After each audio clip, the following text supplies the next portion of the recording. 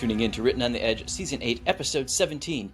In this week's episode, we'll be discussing J. Marshall Freeman's latest audiobook. That's right, narrated by the author. He is now a multi-hyphenate, folks. Strap in. Then we'll be reviewing the latest season of Titans. That's right, we're going to talk about some superheroes. And we're going to break this episode up into chapters for you so you can hop to your favorite part. But now, on to our interview.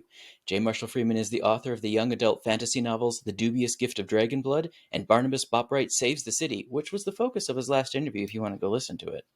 He is one of 3 authors in the YA novella collection 3 Left Turns to Nowhere with Jeffrey Ricker and Nathan Burgoine, and they also did an episode, link right here. Freeman is a 2-time winner of the Saints+Sinners Fiction Contest. He is currently writing 2 novels, an adult magic realist tale of Toronto's queer community in the early 80s, and a middle-grade science fiction novel about evil trillionaires and brave dogs. Jonathan, welcome back to the show. Thank you very much. It's always a pleasure to be here. Yay! Audiobooks! I mean, okay, we should tell people who haven't heard your other episodes how you got your start as a creator, but then I want to jump into the audiobook conversation. Absolutely. We've had that conversation offline a lot, you and I. Yep. So, how did you get your start as a creator? Where did the spark come from? Well, I've always been a creator, one way or another. So, starting as a kid, drawing a lot of comics and covering the ping pong table with an ever-growing village of every action figure and car, and constantly creating elaborate stories for them, which gave me my taste for elaborate stories.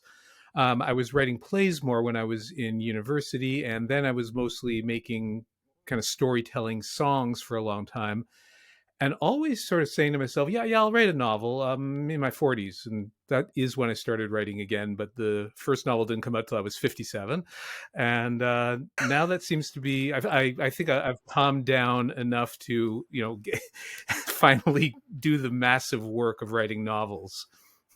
I'm glad you mentioned the writing of songs, too, because that's going to come up a little bit in this episode. So, The Dubious Gift of Dragonblood. When did you decide to turn that into an audiobook? I really, as I started going around and doing a lot of readings at book launches and other events, I really found how much I loved reading. I do have at least somewhat of a theater background, and I'm a poet too. So one of the things I like being on stage and reading poetry and listening to poetry better than I even like it on the page. So that kind of audio, and also coming out of being a singer-songwriter, just being in front of a microphone and expressing is just a great joy. And I found it moved over into the literary stuff too. So the book came out right at the end of 2020, just as the pandemic was making life hard for all kinds of people. Right. But I knew that I wanted to do the audiobook pretty much right away. I knew I wanted to get there. But it took about 3 years or 2.5 years until there was actually a hole in the schedule to do it. Nice. All right, let's give folks the elevator pitch of what the story is about, and then we'll talk about your process in actually converting it to audio. So what's the story about? The Dubious Gift of Dragonblood is about a boy from Toronto named Crispin Haugen, who's half out of the closet in a kind of exploitative relationship with a school jock, and then everything goes bad when he's outed to the school, and he just wants to get out of the world. Luckily, he has been visited by someone from the realm of fire and told that he is one of 20 people on Earth to carry the special blood of dragons, and that he has been the one chosen out of the 20 to travel to the realm of fire, where he is to mate with the dragon queen in case a dragon dies, as is prophesied, which is something that a 17-year-old gay boy is like, I what? I'm supposed to what? Yeah. But What? What? Say that again. But it comes at a good time because he's got to get away from Earth and all his problems. So he does that, where he promptly falls in love with a young man there who is an apprentice to the prime magistrate, the most religious leader of the realm of fire. And then a war happens. So, it gets adventurous. It's Thursday. Yes, it's Thursday. And he finds love that is not exploitative, and it gets into a lot of issues around sexual consent and agency at that point too. So that's what that book is about. Perfect. Now, converting it to audio, the biggest decision you had to make, was it going to be straight narration or did you decide to go radio show with it? Right. And that is a big decision in audiobooks. I listen to a lot of audiobooks. I listen to them when I'm walking, when I'm doing everything in the kitchen or cleaning the house. So audio is one of my favorite ways of listening to books. And you can go two ways. You can just speak it all and say, "Yes," said the witch. "Yes," said the not not magical person, and sound the same.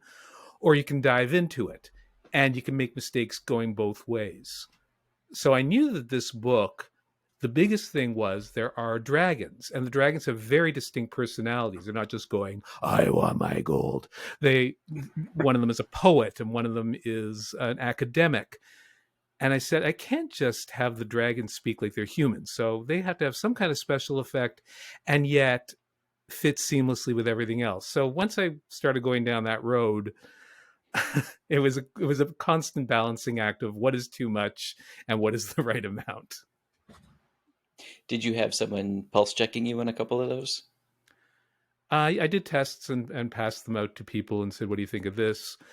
And then there were a lot of little technical decisions, like if you want a dragon to have a big voice, okay, let's pitch shift it down, but now that sounds a bit weird. So how much do I pitch shift with the regular voice? Should have a bit of reverb, but can't have it sound like they're in a cave, but the human isn't. So let's use a gated reverb that cuts off, little technical things to try to make them all live in the same world. And Tell me if I start talking too technically, because I we're, tend to do that sometimes. Well, you're we're talking gonna to another voiceover artist, so That's true, but I think not everyone in the audience is. I say for our audience, that's about as technical as we'll get. Okay. But where I want to go with that is once you've done all that and you've created something audio, but artistic, it then has to pass a quality check. And most quality checks, one, check for sound levels, make sure everything's actually within the same parameters, but also they check to make sure things aren't robots. And that's where a lot of special effects can get you into trouble, is if you no longer sound like a person narrating. Did you get hit with any of that? I did not. I guess I Oh, still lucky sounded you. like a human when I had some special effects going. Nice. Good for you. Oh, I didn't even see. There was something I'm glad you saved. I was saved from worrying about that. I had to narrate a cyborg once, and I did find a way to pitch and inflect and change everything so I sounded robotic, but I got nailed for it. And Wow. yeah, and so the quality assurance check sent it back saying, "I'm sorry, a human must narrate this." Right, because the same way everyone's chat GPTing Yep. everything right now. So on one hand, it was bravo, you did it really well, but I did it really use well. I did it too well. Well, but no, I'm glad, because I know a lot of the effects you were just talking about for your dragon can make a voice sound metallic, and that's where you could have gotten nailed. Maybe because I mixed in the natural voice with the affected voice. Nice. Perfect. Yeah. I made my dog growl at me a few times because there are some evil creatures, some evil cat creatures, and I doubled all of their lines with me going.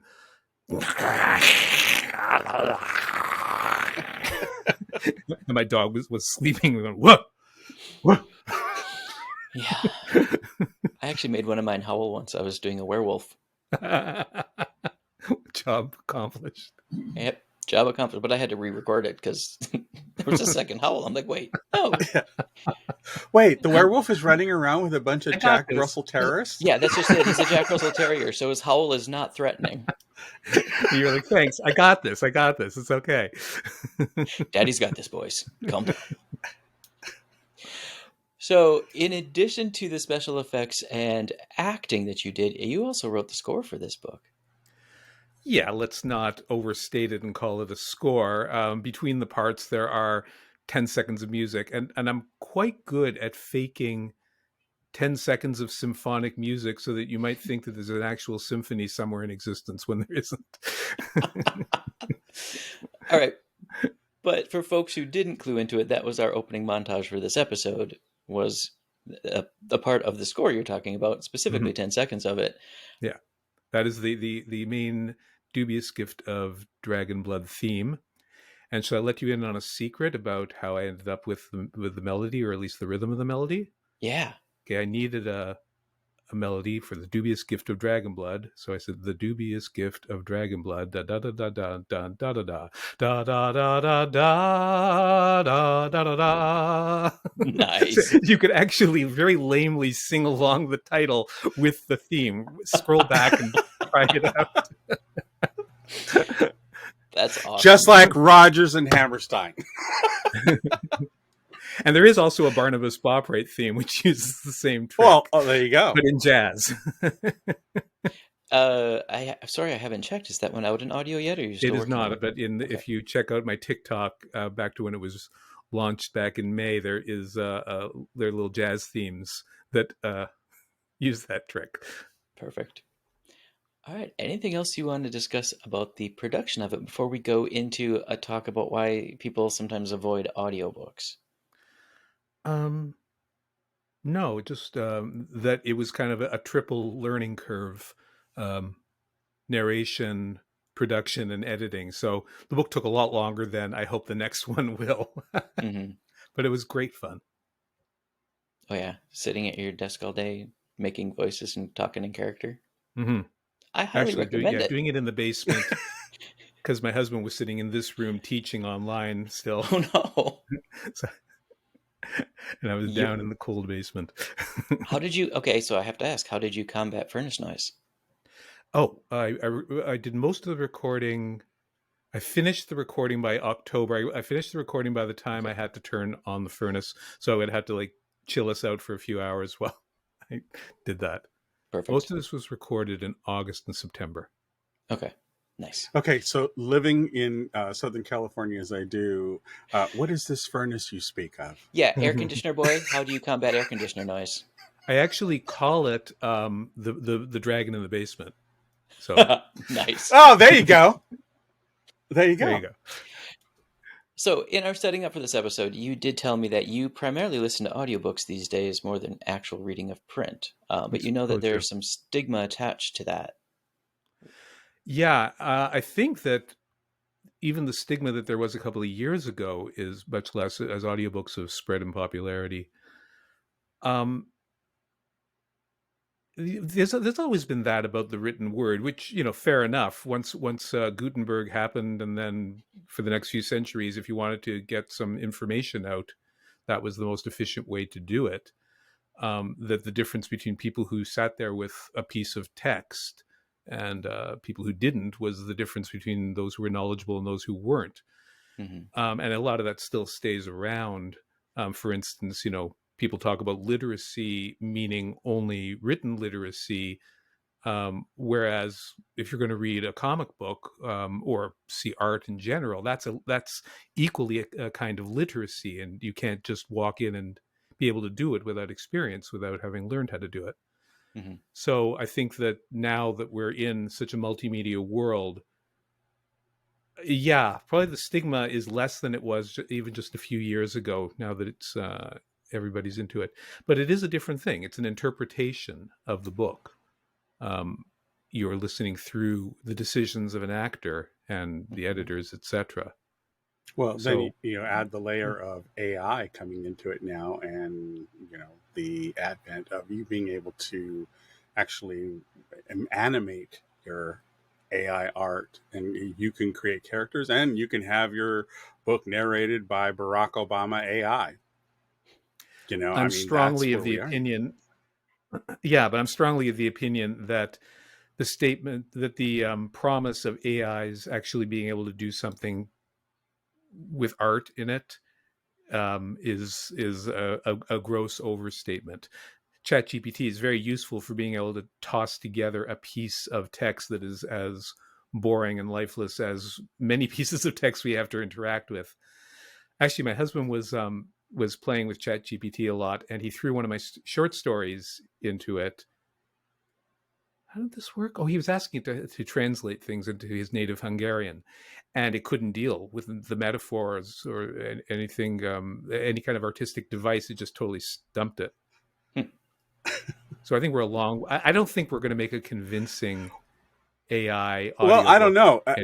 If you've ever wanted to get a sample of where some of it is, Pod Save America has an episode where they have Barack Obama, Joe Biden, and somebody else do, and because they were the speechwriters for the Obama administration, they really went out on a limb and created these really humorous and funny scripts that Barack and Joe read out to people, and it sounded pretty damn convincing, all with the inflection and the comedic timing. So there's some of it out there that can be quite convincing. Then you add deep fakes on top of that, like the Tom Cruise deep fake and all those kinds of things. You know, it gets really kind of touchy. But like my 10 seconds of orchestral music, which I fussed over and then fades out at a convenient spot.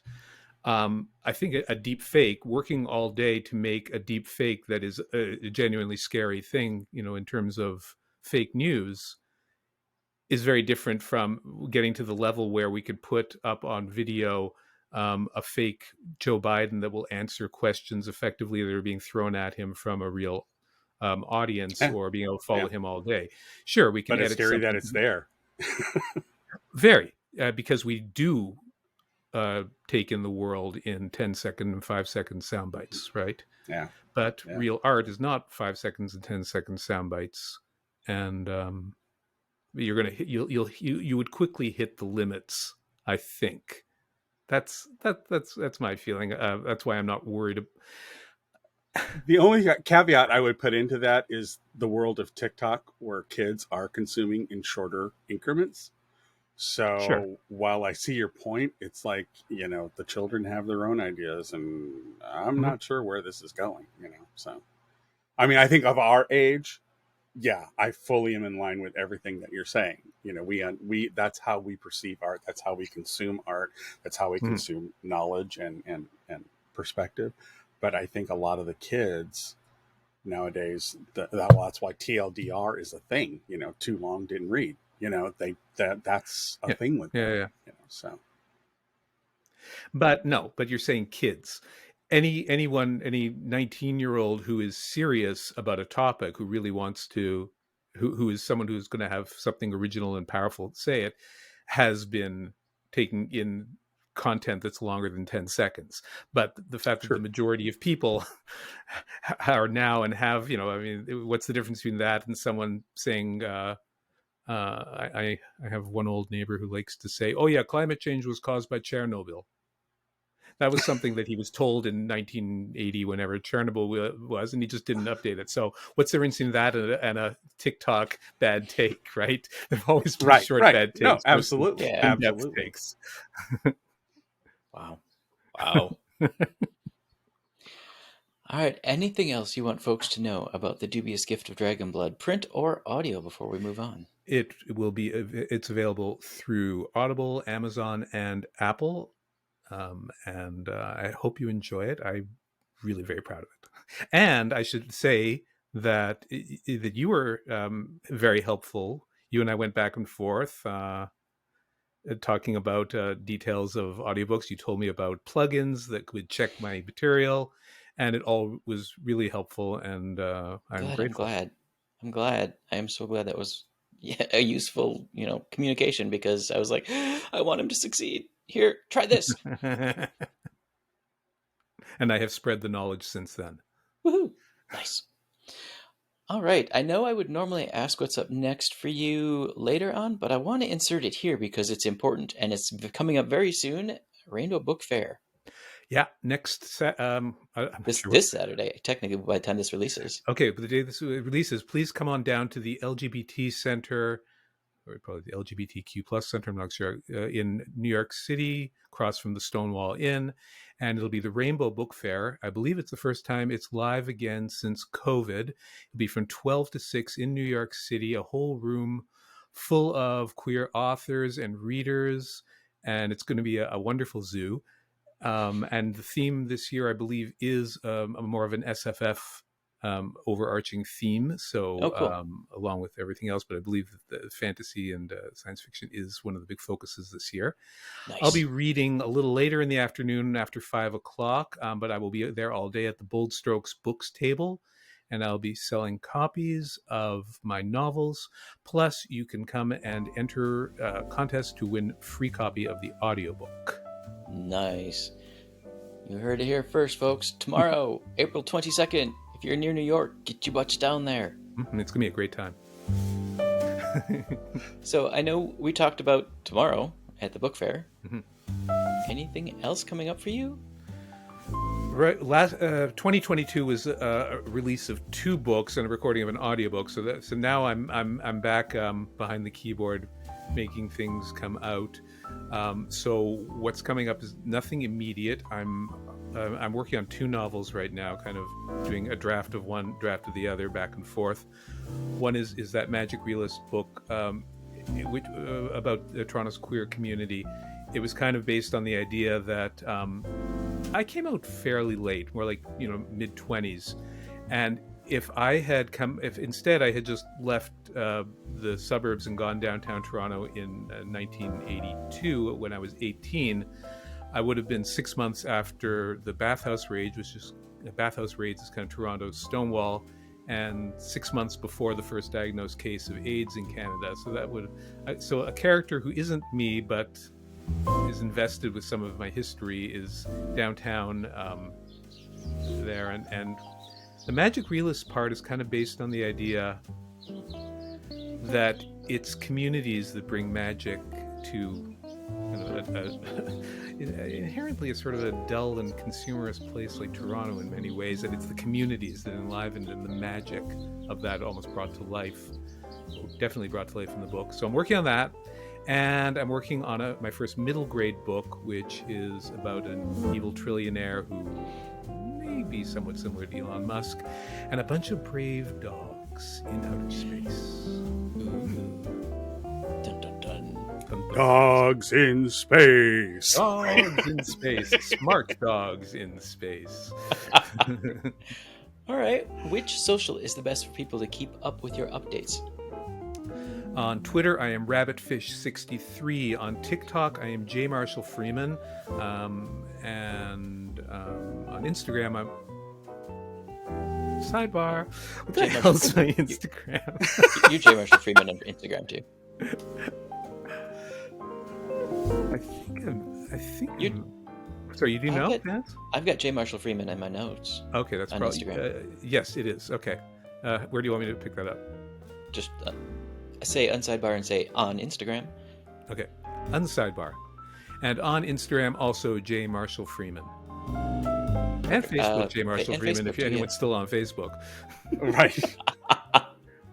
That's getting shorter and shorter, just like Twitter. No. Times change. It's okay. Mm-hmm. It's okay. I miss live journals still. That's awesome. There you go. All right. Any final words of wisdom? No. Read books. Support authors. Don't worry about too much. Don't worry about AI creating art, but do worry about AI doing a lot of other things. Yeah. All right, folks. We'd like to extend a huge thank you to J. Marshall Freeman for joining us today. Jonathan, thank you so much. Thank you, Vance. Thank you, Baz. It was great. Oh, and congratulations on your audiobook release. I'm looking forward to hearing more from you soon. Great. Barnabas specifically. Mm-hmm. All right, folks. Written on the Edge are proud to introduce you to new media by queer content creators. So like, subscribe, hit all the buttons. But now, on to our review.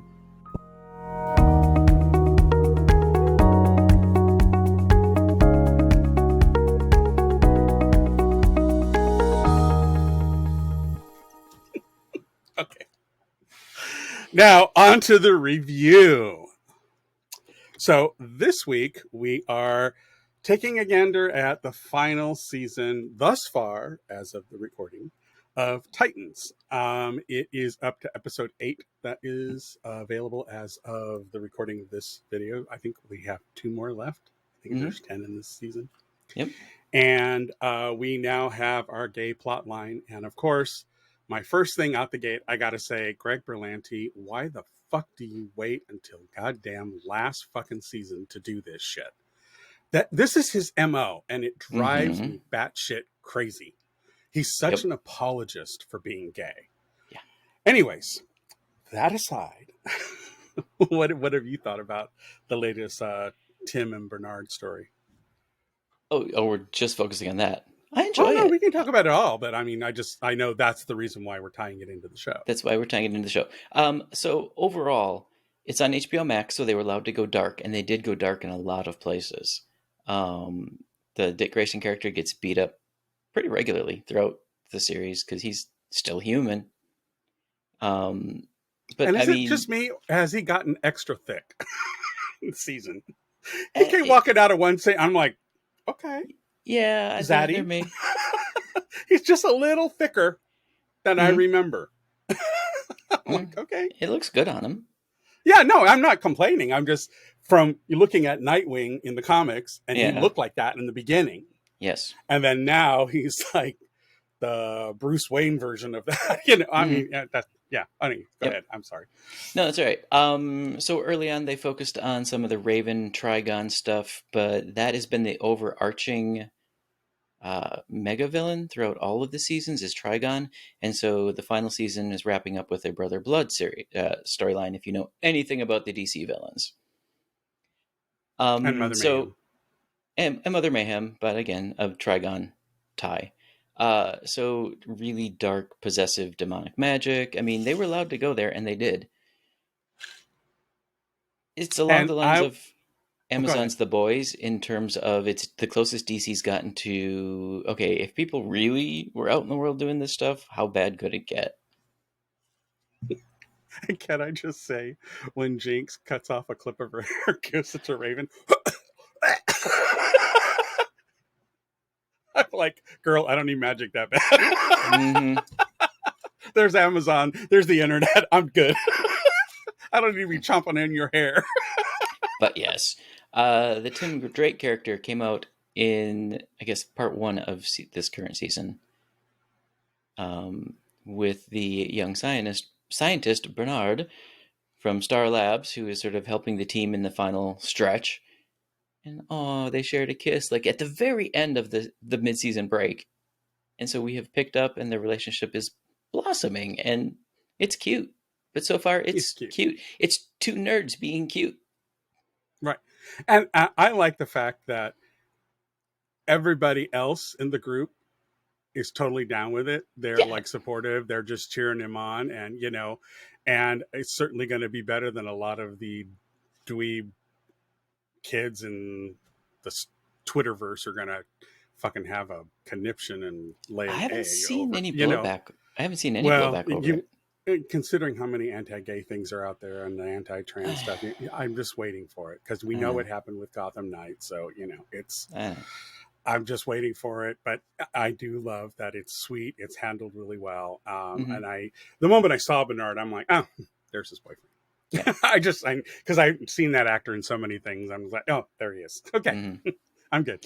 And if you are enjoying the series, the character or the actor who plays Tim Drake is also in the what's it called, the Something Son, where he Oh yeah, plays the Devil and the Bastard Son. the Is devil. that Yeah, it? that was it. Yeah, Yeah, or some yeah. really close to that title. Also Netflix on that one, and he also plays a gay character in that. Yep. It's I like that. I mean, because we have queer characters in both Marvel and DC, Mm-hmm. but they very seldom get the light. Now, there's talk that on the Marvel side, we're going to see Wiccan and Hulkling. So that's the other power couple over there. You had Iceman, and so you've had these iterations, Mm-hmm. and it's just Was it's North great Star that the we get to. first Marvel one? Go ahead. Was North What? Star the first Marvel character to come out like back in the 70s? Yeah, Okay. but again, this is where I was going to go with my point. It's taken this long to where those characters have more time. And I just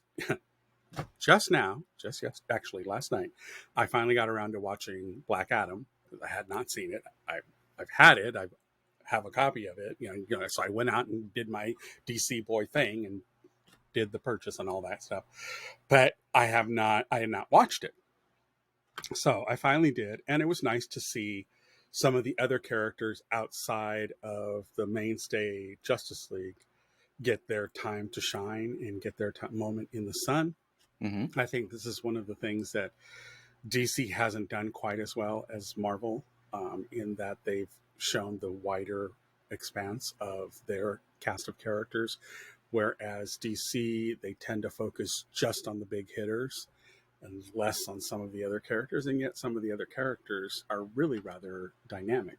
So I like that they're doing that. I like that Titans focused on the otherness of, the other sidekicks, quote unquote, and I like that it actually tells their stories. So you get some more, you get Beast Boy, you get, the whole thing with Jinx, who came in from out of the blue, and she kind of fit in when I liked her snarkiness and all that kind of stuff. So, and Starfire and no, I don't know if in the comics is Starfire and Nightwing a thing. Yeah, Or they was have a that just relationship developed for a for the while. show? It's a short-term Oh, relationship. Nightwing also dated Donna Troy for a while in the comics, and he kind of has a Batgirl, I think, at one point was a girlfriend. so that boy's the boy toy of the universe. Kind of, Okay, kind of. gotcha. Okay, He's the Will Riker of the DC universe. oh, okay, gotcha. Okay, for all the Trekkies out there who, huh? Oh, okay, I got a reference. I can understand. Anyways, so I really like what they're doing with it. I think it's, again, late to the party, but that's Greg Berlanti's style, and it drives me absolutely batshit nuts. And but I've liked all of the characters. I miss Hawk and Dove. I miss them because I really like them as a couple. I liked the characters. I liked the actors. Mm-hmm. So and then we had Aqualad for like a hot second, and that was it. And I forgot it's about like, that. it was like, kind of just, I get the whole Wizard of Oz esque of it. They all come and go so quickly here. Yeah, that's in this. Yeah, they do. Yep. I do like that this season is tying back to the first season with the Trigon thing. So Oh yeah, I like that we've come full circle. Now, I had heard, and correct me if I'm wrong, but doesn't Doom Patrol tie into this in some way? yeah. Gar got his powers from the Doom Patrol doctor, Right, right, and right. and so they've But I gone to mean, visit a couple times. this season of Titans, is there a tie to the closing of Doom Patrol? Or I thought I had read that somewhere, and maybe I'm just I haven't seen it on screen yet. If it's true, I just don't know. okay. All right. But yeah, Doom Patrol is also one that's coming out, which also has queer characters. So it's another one of the DC line of series that has it. Even Superman and Lois has, Sarah, who's had questioning, where she is in the spectrum. And so we do get some of that. We get to see some of that. I don't know what the future will hold for Superman and Lois. I don't know if it's going to move to Max or not. So we'll have to wait and see. But yeah, overall, I really like the show. I've stayed with it from episode 1. So it's something that I consume on a regular basis. I think it's funny that Red Hood was in for a hot season and then he's gone. I know. So that's why I say, it's the Wizard of Oz esque of this series, So yeah, but I mean, other than that, it is enjoyable. It is dark this season. And Vance threw me for one hell of a loop because in off show conversation, he said that Tim ended up in bed with Sebastian, who is Brother Blood. And I'm the whole time before I got to it, I'm like, how is that going to fucking work? I couldn't figure it out in my head how that happened. And then we get it and I go, oh, it's Bernard. Oh, okay. Yeah, I just missed. I mistyped. I'm sorry. I was working overtime in my little gray cells going, how does that happen? I just couldn't put it together. Oh, well. I made an error. I own it. I made an error. No, yeah, no, it's all good. I was just thinking of the whole time I'm getting there. I'm like, okay, I don't see how this is going to tie. I was on a trail that nobody else was on. Let's put it that way. Anyway, so want to get to our numbers? Sure. Mine are 4s across the board. I just, it's one of my favorite shows. I think there was tremendous room for improvement in some of the writing. I think there are moments where they left huge plot holes over the whole, and I'm kind of doing the whole series long scope. there were things that, where Wonder Girl was doing, then they spent a whole bunch of time with Raven going to Paradise Island, blah, blah, blah, blah, blah. And then no Wonder Girl. She's just gone. So it's like there are things that they couldn't quite figure out what the hell they were doing that I think takes it away from it being a 5-star kind of show. Although I think the production value, the casting, all of that is top notch. And the only reason I'm knocking it is because of Greg Berlanti's hand in it, which just is a freaking thorn in my side. I like that he's out there producing this stuff. I just wish he would stop being an apologist about it. I mean, Ryan Murphy doesn't give a fuck. He just does it and says, this is what it is. Get over it. And it works. Pose did tremendous ratings. It just was, And I think Pose went a long way into getting mainstream America a firmer understanding of trans issues and trans rights, and that they're human beings too. So I think it went a long way into humanizing it. And I think shows like Titans has a responsibility, if they're going to go there and don't be apologetic about it. Don't take 4 seasons to get there. I still remember the conversation that was had at San Diego Comic-Con over Tomorrow People, and they had a queer writers panel for TV shows at Comic-Con. And we just really didn't, they said, oh, well, we're working towards it. Well, it's going to be in season 2. They never got a season 2. So this is, typically what happens with his stuff. So, but, 4s across the board. I'm good with it. Yep. Mine are almost 4s across the board. I did drop script screenplay down to 3.5 because of the holes you mentioned and the things that it feels like the writers were going in a direction and then just got a cup of coffee and forgot what direction they were headed, so they went a different direction. I'm like, what is going on in that writer's room? Did the continuity person just quit? Maybe it was my mom that was doing continuity. So my problem with script screenplay isn't the dialogue. Actually, I think the dialogue written for the characters is perfect for the characters.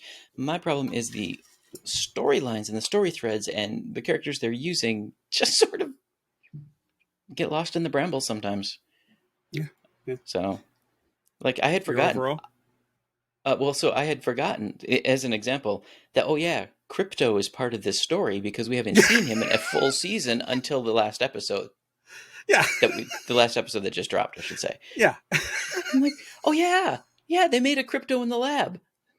And it was a really cool concept for why Crypto existed in this world. And all we got in the previous episode was, oh, don't worry, boy, he'll be back. I know. But that's just it. I'm like, he could... Yeah. Anyway, so I did give it overall a 4. It is enjoyable. I have recommended it to several friends who I know are comic book fans. And I've said, it's worth the HBO Max for that. And a couple other shows, it's worth the subscription price. Right. All right, so that's it. We recommend people check it out. It is available on, I would say HBO Max, but as of May 23rd, it will be Max. Mm-hmm. So we'll just say it for future reference that it will be on Max. Definitely something that you can consume over a short period of time, or you can binge it because it's a worthy binge. They do end on cliffhangers in each episode, so you kind of got to see the next one right after. So it is bingeable, so you can definitely check it out now that almost all the seasons are out. We're only 2 shy away. And can I say, for them being a merging streaming platforms into one conglomerate, they are, I think, the first that hasn't added a plus at the end, for which I'm really grateful. And there is one thing I wanted to say about one of the characters. Can I just say that Starfire has been my favorite through the whole series? And 1, for her aesthetic, but 2, because the bitch loves her 70s tunes. And I'm like, girl, I'm there for you. I am so there for you. Well, and the actress who plays Corey, when she has had to... So in this season, they get lost, or they get trapped in sort of an ensorcelled village for a while, and it starts to take away their personalities, and Stepford wives them. Her transition from this powerful cosmic superhero into housewife is beautiful. Happy housewife. Happy housewife. I mean, she played it so beautifully. So yes, I am right there with you on a... I don't know how to say her last name. Anna Diop? Diop is what I thought. Diop? Okay. Kudos to you, because you've given this character more life than I thought. And the fact that when she comes out of Happy Homemaker, I'm like, girl, I'm with you. Yep. Yeah. Anyone who makes an entrance during Donna Summer's I Feel Love in a series, I'm down. I am down. Mm-hmm. Anyways, okay, moving on to what are we on about?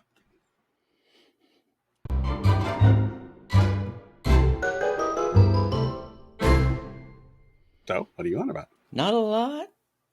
Not a lot. I am watching the news and biting my nails, and so I'm enjoying my retreat into some shows that are returning, including Mrs. Maisel, of which I'm now on episode 2. We just watched last night. How's Jason liking it? He does not enjoy the time hopping, which he doesn't enjoy in any series. It's not just a Maisel thing. He doesn't enjoy it in any series. And what they're doing with this final season is showing snippets of the future. So you see Ethel, the daughter, in college talking to a therapist. You see Midge at the end of her career being interviewed and like walking down, for instance, a row of all of her dresses and pointing out, oh, this was this, this was this. This was the one I first performed in at the Gaslight. And, you know, it's her nightgown. And it's a time hop back and forth.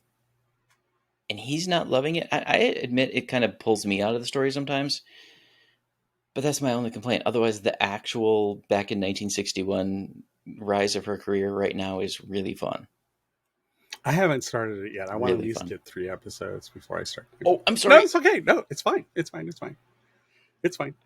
All good. I'm not a big person about spoilers. I don't really fucking care because for me, it's like I still want to see the journey. So I don't really care if I know something ahead of time. That doesn't bother me. Half the time off. I didn't actually. Yeah, you didn't tell me anything that was. I didn't spoil anything. I just showed you one of their storytelling techniques. Yeah, so. But yeah, I'm waiting for the first 3 to be out, and then I'll start diving in. So I'm holding off. But yeah. And also check out our Other than that, also check out, just briefly, since we're tying into it, Albert and I on Reactions are reacting now to Mrs. Maisel, and those will be forthcoming. So it's a good time to join our Patreon so you get to see those full reactions. And let me tell you, Albert is having a ball. Nice. Nice. Also, since you brought it up, good time to mention that our Patreon ranks and subscription amounts are changing. We're bringing them more in line with other channels and providers, so that will change over on May 1. So if you are a supporter, we love you, thank you. But on May 1, go check your level, make sure you're where you want to be. Well done. And the other thing I'm on about is pointing out to people that climate change is a thing and they need to do better. Because here in Wisconsin, we went from 80 degrees and sunny and hot and miserable on Saturday to waking up Monday morning to an inch of snow. If you think for one hot second that that's natural, you're wrong. Meanwhile, I'm over here swimming in California. Well, and the climate change experts have pretty much all said, no, we're not just going to globally get hotter. We're going to experience the swings. It's the swings that's emblematic of it. And you will have tornadoes in places you don't have tornadoes, and you will have, so it's just it's mayhem all over. That guy that does the insurance commercials, the mayhem guy, dude is really busy now. Right. All right. How about you? Is that all you're on about? Sure. Okay. Well, I've got a couple of things that I've flagged.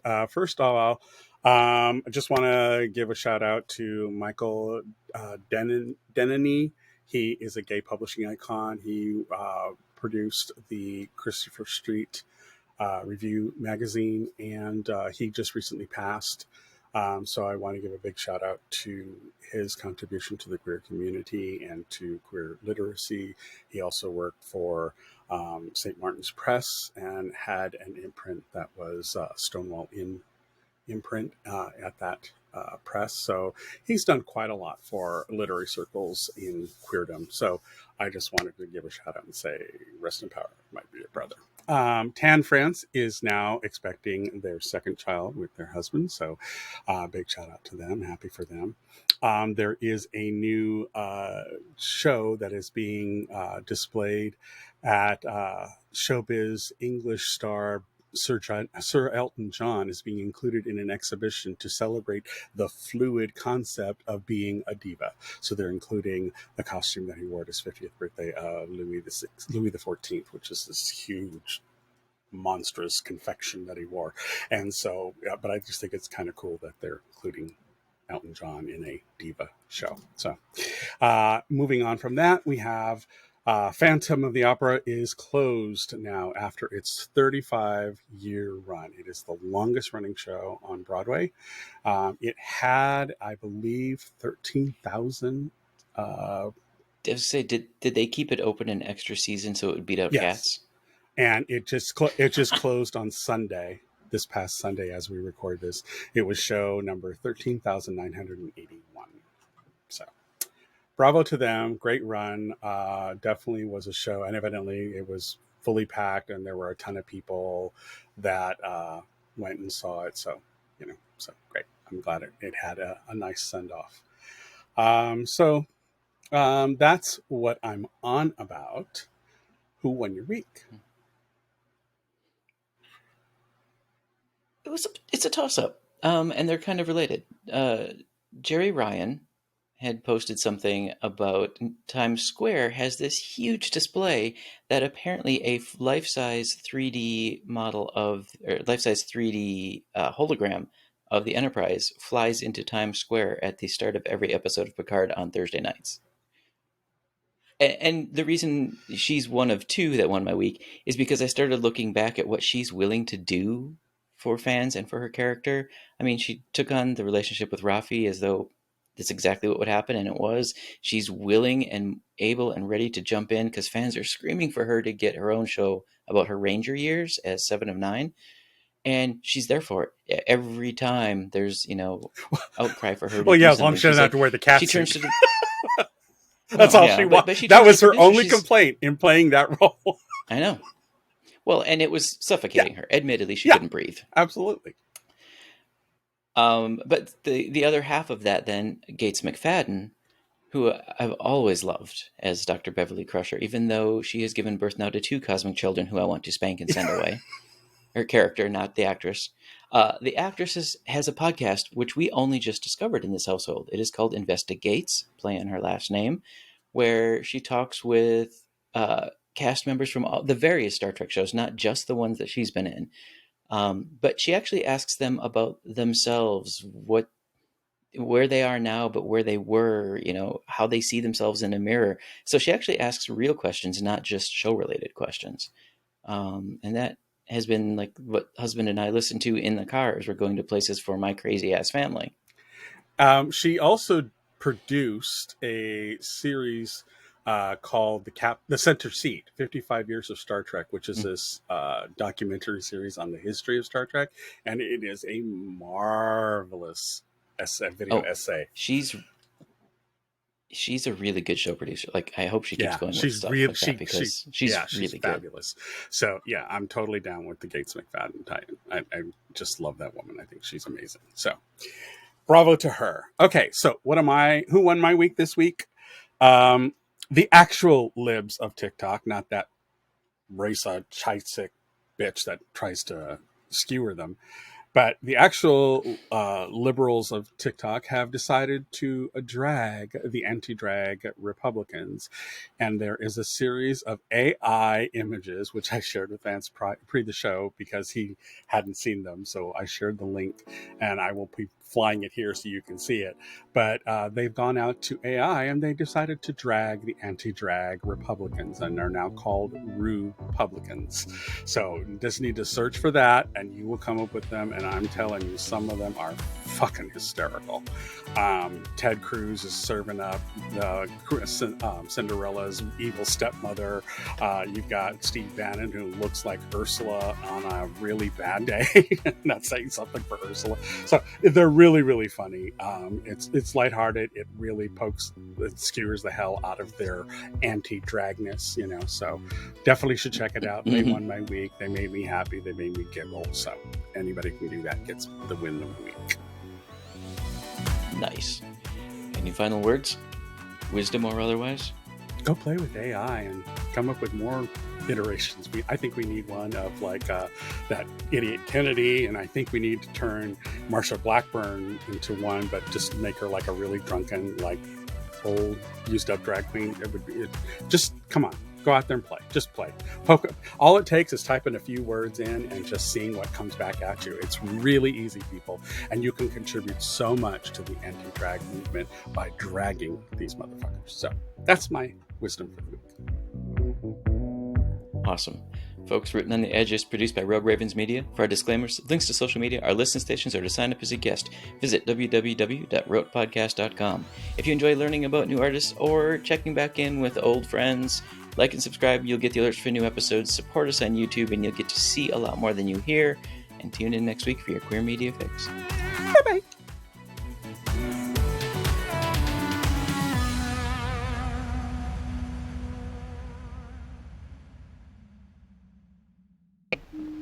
Oh, what's that?